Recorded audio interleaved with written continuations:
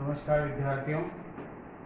आज का जो हमारा टॉपिक है वो फाइनेंशियल मैनेजमेंट के अंतर्गत कॉस्ट वॉल्यूम प्रॉफिट एनालिसिस का है, यानी लागत मात्रा लाभ विश्लेषण।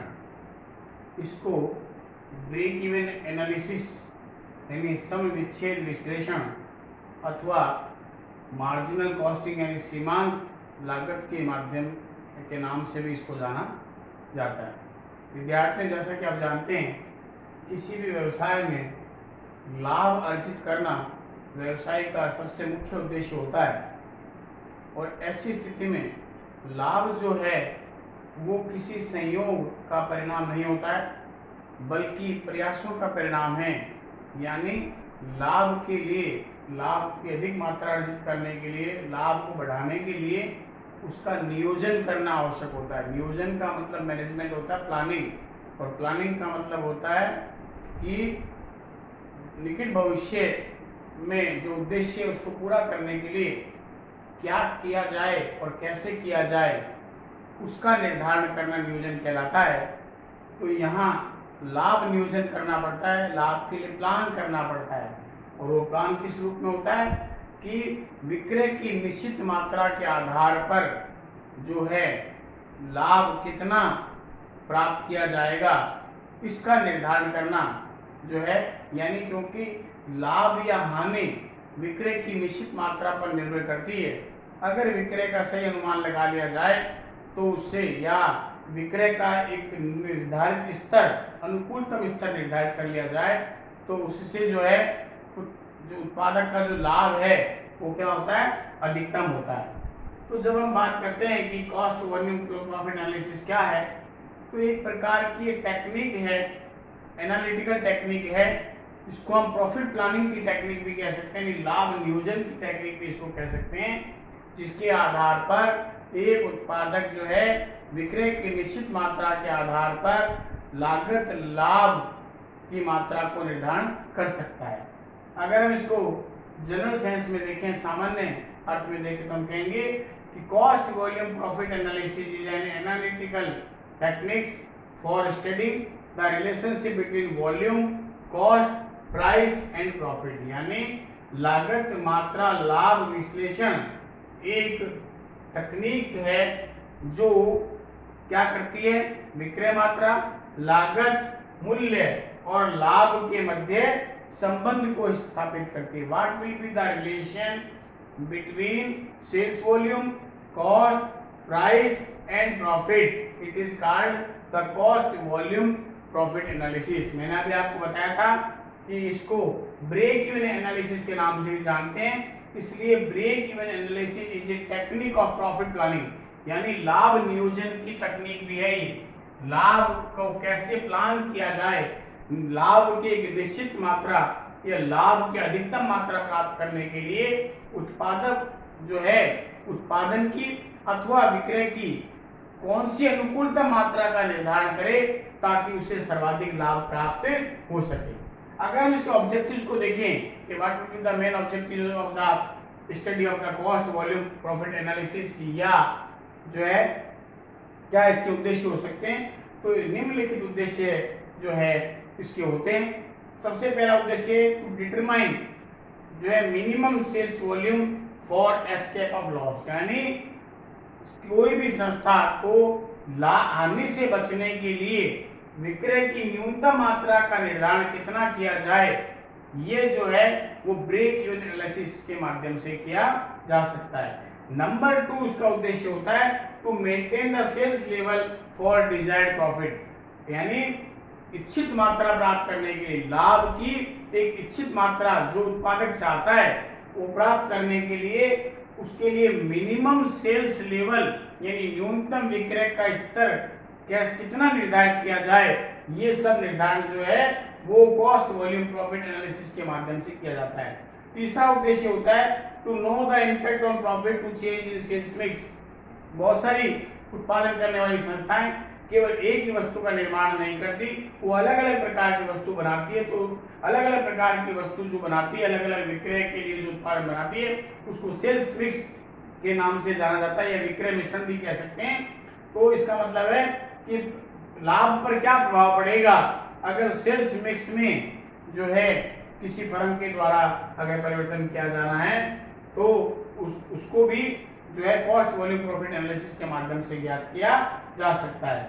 नेक्स्ट उद्देश्य होता है to know the impact on profit for change in price, cost और सेल्स वॉल्यूम, यानी लाभ पर क्या प्रभाव पड़ेगा जब एक उत्पादन करने वाली संस्था के द्वारा वस्तु के मूल्य में, लागत में अथवा विक्रय की मात्रा में परिवर्तन किया जाए। और अगला उद्देश्य होता है to know the impact on cost to plant expansion, यानी जो उसने प्लांट लगा रखा है, जितनी क्षमता का लगा रखा है, और अगर वो पूरी क्षमता का उपयोग नहीं कर रहा है और अगर वो अपनी उत्पादन क्षमता को बढ़ाना चाहता है, यानी संयंत्र का विस्तार करना चाहता है, तो उसका लागत पर क्या इम्पैक्ट आएगा उसको अगर ज्ञात करना है तो कॉस्ट वॉल्यूम प्रॉफिट एनालिसिस के माध्यम से किया जाता है। तो इसका उद्देश्य ये भी होता है कि जो है प्लांट एक्सपेंशन किए जाने पर लागत का जो निर्धारण है, लागत में जो परिवर्तन का निर्धारण है, वो इसके माध्यम से किया जाता है। और अंतिम जो उद्देश्य होता है to decide the present production should be closed और रन। कई बार उत्पादन करने वाली संस्थाओं के सामने ये समस्या आती है कि वर्तमान में जो उत्पादन किया जा रहा है, जो प्रक्रिया चल रही है, क्या उस उत्पादन को वर्तमान परिस्थिति में बंद कर दिया जाए अथवा उसको चालू रखा जाए। ये अगर निर्धारण करना है तो ब्रेक इवन एनालिसिस के माध्यम से किया जा सकता है। इस प्रकार से इन निम्नलिखित 6 उद्देश्यों की पूर्ति के लिए ब्रेक इवन एनालिसिस की स्टडी की जाती है।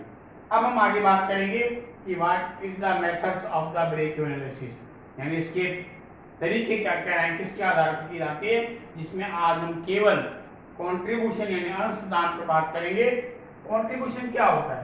कंट्रीब्यूशन का मतलब है contribution is the difference between selling price and marginal cost. Marginal cost is also known as the variable cost. आपको मालूम होना चाहिए उत्पादन प्रक्रिया में लागत 2 प्रकार की होती है, एक फिक्स कॉस्ट और दूसरी वेरिएबल कॉस्ट। फिक्स कॉस्ट वो होती है जिसको एक बार लगा दिया जाता है, उसका लाभ लंबे समय तक मिलता है, यानी those cost which are not changeable according to the production capacity called fix cost, and the variable cost is that cost which is changeable according to the production level. उत्पादन के साथ परिवर्तन होता है, जैसे रॉ मटेरियल है, जो direct labour है, पावर है यानी विद्युत है, ये सब वेरिएबल कॉस्ट है। उत्पादन जितना बढ़ाओगे आपको उतना ही कच्चा माल ज्यादा लगाना पड़ेगा, उत्पादन बढ़ाओगे तो मशीन में काम करने वाला लोग उतने ही बढ़ाने पड़ेंगे, उत्पादन ज्यादा मात्रा में बढ़ाओगे आपको मशीनें ज्यादा मात्रा में चलानी पड़ेगी, पावर की आवश्यकता होगी।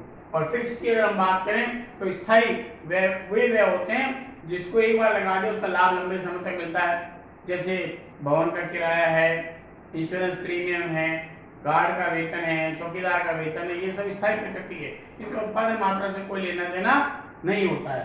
तो यहाँ जब कंट्रीब्यूशन की बात करते हैं तो इसका मतलब है कि contribution the difference between the selling price and margin cost, या इसको आप वेरिएबल कॉस्ट भी कह सकते हैं। इसका फॉर्मूला क्या होगा? C = S - VC। VC का मतलब वेरिएबल कॉस्ट। इसको हम इस प्रकार भी कर सकते हैं, contribution = fix cost plus profit, यानी कंट्रीब्यूशन को 2 प्रकार से हम ज्ञात कर सकते हैं, या तो विक्रय मूल्य में से परिवर्तनशील लागत को घटा दें या स्थिर लागत में लाभ को जोड़ दें, तब भी आप कंट्रीब्यूशन को ज्ञात कर सकते हैं। इसका मतलब हम ये कह सकते हैं कि अगर हम इक्वेशन के रूप में देखें तो कंट्रीब्यूशन S - V अथवा F+P होता है, यानी दोनों संतुलन में कब होते हैं? अगर आप सेलिंग प्राइस में से वेरिएबल कॉस्ट घटा दें तो भी C आ जाएगा, अथवा फिक्स कॉस्ट में प्रॉफिट जोड़ दें तब भी C आ जाता है, यानी कंट्रीब्यूशन आ जाता है। अगर हम इसके कंक्लूजन निकालें तो 3 प्रकार के कंक्लूजन जो है सामने आते हैं। सबसे पहला है if contribution is greater than fix cost, यानी जो अंशदान है यानी difference between the selling price and the marginal cost is higher than the fix cost, उससे ज्यादा है तो लाभ होगा, फर्म को लाभ प्राप्त होगा। नंबर 2, अगर कंट्रीब्यूशन फिक्स कॉस्ट की तुलना में कम है तो उसे लॉस होगा, यानी उसको हानि होगी। और अगर दोनों एक दूसरे के बराबर है तो ऐसी स्थिति में वहां पर नो प्रॉफिट नो लॉस होगा, यानी ब्रेक इवन पॉइंट की स्थिति जो है वो आ जाएगी। और अंतिम जो है वो मैं बता रहा हूं कि मार्जिनल स्टेटमेंट क्या है। इसको मार्जिन स्टेटमेंट के माध्यम से भी किस प्रकार से बनाया जा सकता है, किस प्रकार से बनाया जा सकता है, इसको जो है अब हम देखेंगे। और मार्जिन स्टेटमेंट जो बनता है वो इस प्रकार से बनता है। सबसे पहले आता है स्टेटमेंट में सेल्स मैंने जैसे इसमें ले ली, मान लीजिए 100 रुपीज है, लेस वेरिएबल कॉस्ट यानी 40 रुपए है, इसको S माइनस वी जो कि फॉर्मूला यहाँ दिया हुआ है घटाएं तो ये हमारा कंट्रीब्यूशन हमारा जो आता है वो 60 रुपीज आता है। फिक्स कॉस्ट अगर हम 20 रुपए मान लें तो इसका मतलब इसको लेस कर देंगे तो हमारा जो प्रॉफिट आएगा वो 40 रुपीज आएगा। इसको हम इस प्रकार से कर सकते हैं कि मैंने भी बताया सी को दो प्रकार से निकालते हैं, या तो S माइनस वी करें तब भी सी आएगा और F प्लस वी करें तो भी सी आएगा। देखिए आपने 100 में से 40 घटाया तो 60 आया।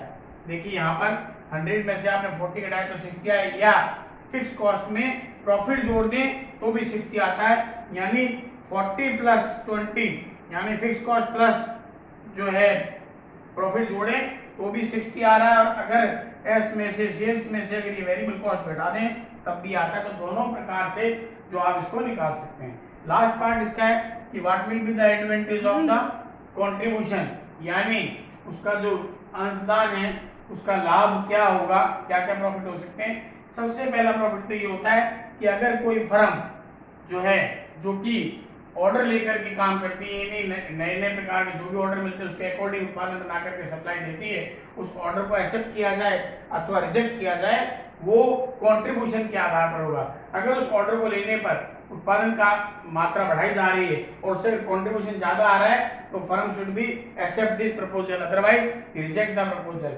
Number 2 selection of the production mix, मैंने ये आपको बताया था उत्पादन में एक से अधिक वस्तु का उत्पादन होता है तो अगर उस प्रोडक्शन मिक्स को डिसाइड करना है कि कौन से प्रोडक्शन मिक्स को लिया जाए जिसमें सबसे हाईएस्ट कंट्रीब्यूशन हो तो वो उसके आधार पर निर्धारित किया जा सकता है। उसके बाद आता है सिलेक्शन ऑफ प्रोडक्शन प्रोसेस, यानी कौन सी उत्पादन तकनीक को काम में लिया जाए जिसमें उत्पादक की लागत न्यूनतम हो, और लागत जितनी न्यूनतम होगी उतना ही कंट्रीब्यूशन उस फर्म के लिए सर्वाधिक होगा।